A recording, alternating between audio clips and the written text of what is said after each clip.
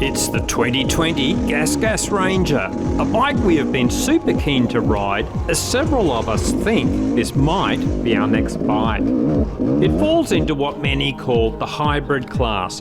It's not quite a full enduro bike due to its slight trials influence.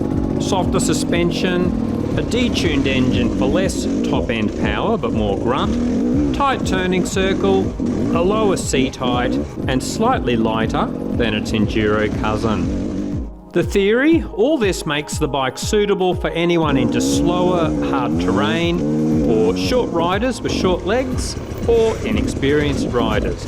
It might also suit anybody wanting to transition from 4 strokes to 2 strokes, but avoid the aggressive nature of the 2-stroke enduros. The good news? We had 5 riders test the Ranger over 2 days, and we agree it certainly meets those expectations. A few things we didn't like, but overall plenty to like about this neat package, and it's certainly going to challenge its main competitor, the Beta Cross Trainer. First up, Kayaba suspension. It's not the famously brilliant Triple S setup of its big brother. It's slightly softer and works great for the Ranger's intended use. I upped the speed a few times and it still worked great, but I'm sure if you get too aggressive you will find its limits quickly. I have had my Beta Cross Trainer suspension completely revalved and resprung, and it still can't match this Ranger's stock setup. I suspect this is why the Ranger still feels quite stable at speed, whereas the Cross Trainer does become quite skittish once you are in 3rd gear. The 2-stroke pipe, it's up nice and high and tucked away well. If you are into hard enduro, you may want a carbon fibre guard. The clutch, incredibly light and perfect for all the slipping required in slow terrain. All clutches should be this good. Takasago rims from Japan, these have a great reputation. However, we were advised just to keep an eye on spoke tension more than normal just for the first few rides. Apparently they do loosen off easily before bedding in. Overall, the handling was impressive. The low seat height, great suspension and tight turning circle make it a joy to ride on harder, slower tracks. But it was quite at home in the faster flowing stuff too. Power delivery, very user-friendly, and it's a smoother engine than the Cross Trainer.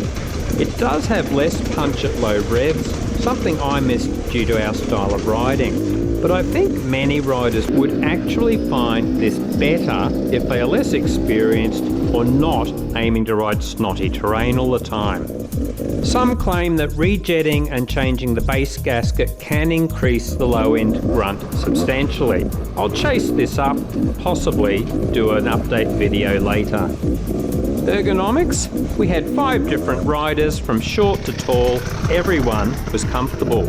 Our shortest rider did note the Ranger is 2 centimetres higher than his Cross Trainer, but pointed out the gas seat is actually quite thick. There's plenty of scope for cutting the seat down a long way.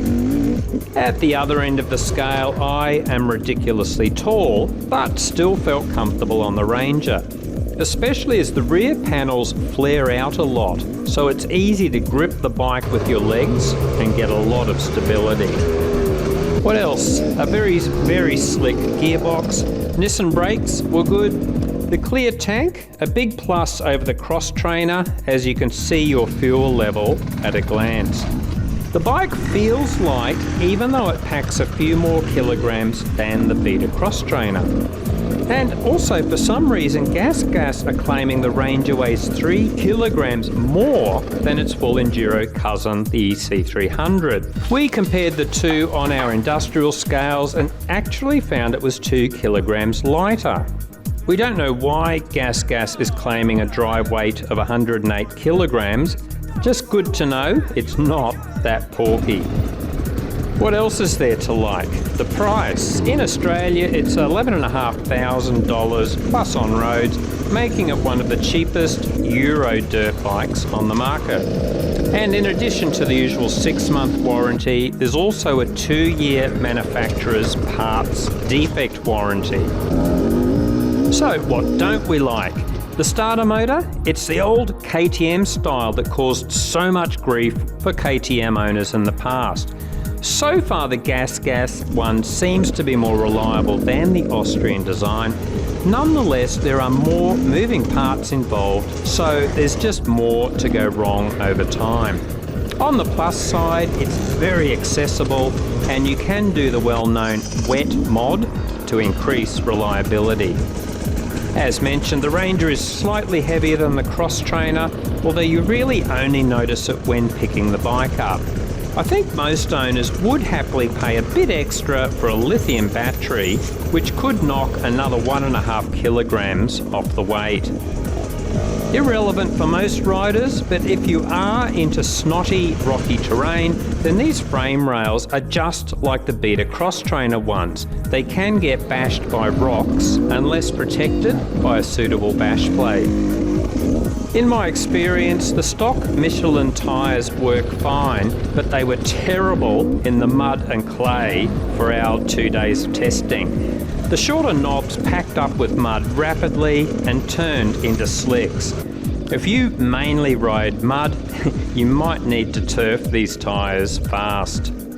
So there you have it, guys. If you are thinking of a 2-stroke but don't want the crazy fast Enduro thoroughbred, then this is likely to tick all the boxes.